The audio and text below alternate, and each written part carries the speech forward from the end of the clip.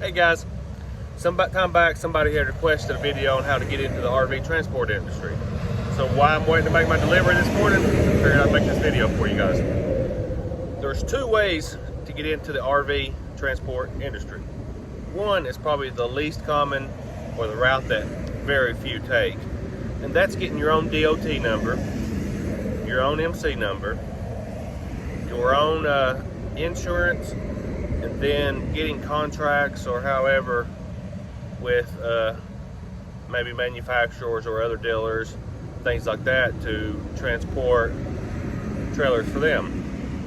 So what do I mean by your own DOT number and your own MC number, blah, blah, blah, blah. So you have to have it to transport goods for hire, in-state, out-of-state. You have to have DOT numbers, MC numbers, cargo insurance. So you apply for your DOT number, you get it. So now you've got your DOT number, you've got to have an active insurance. And this is what gets most people, and this is what puts a lot of people out of business, is the cost of insurance. Just to give you an example, when I was doing Hotshot, hauling freight, my insurance a month was $1,300 a month. That was just for the cargo insurance. That doesn't include truck and trailer insurance if you're pulling a trailer doing doubles or anything of that nature. That is nothing but insurance, insuring the cargo, i.e. the trailers you are hauling, or cars if you're backhauling cars. So, like I said, that's probably the least common route, because even when you have your DOT number and your insurance, let's say you were doing freight before and you're switching over to do trailers, you may run into the issue of getting those contracts out of Indiana to haul those campers because of the bigger companies like Horizon and Indiana Transport and Synergy. You may live in an area where there's a lot of dealers, and you can go to those dealers and secure contracts to get their trailers for them. You may be able to do that, but you have to step back and think, is the headache of doing that worth not just leasing on with somebody?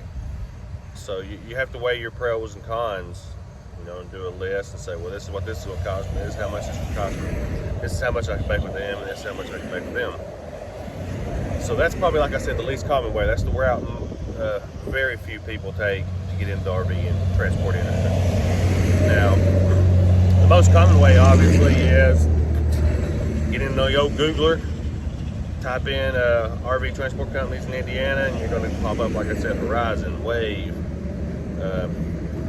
Synergy, Indiana Transport. There's going to be all kinds of them, and then you just need to compare, talk to the recruiting departments, see which ones fit best for you.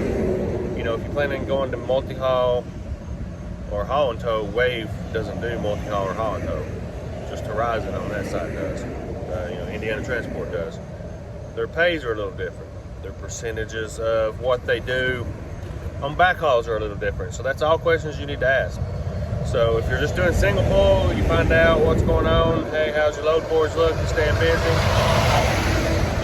You got loads going this way.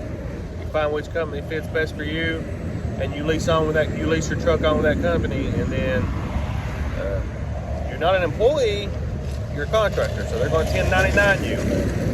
But by doing that, yes, it's your equipment.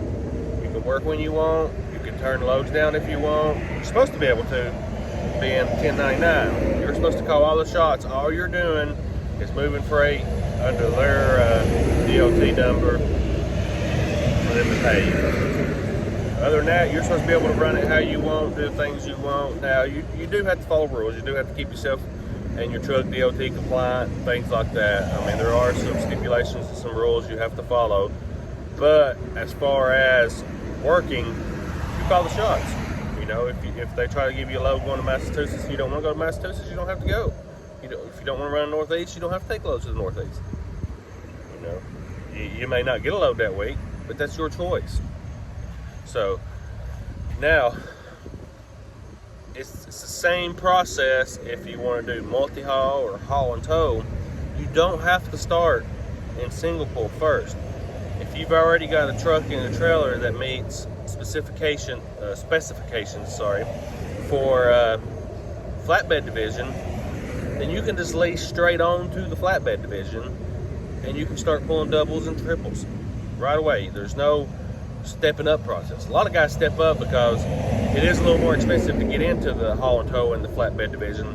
So they start out single pull and they build that money up to move up in order to make more money.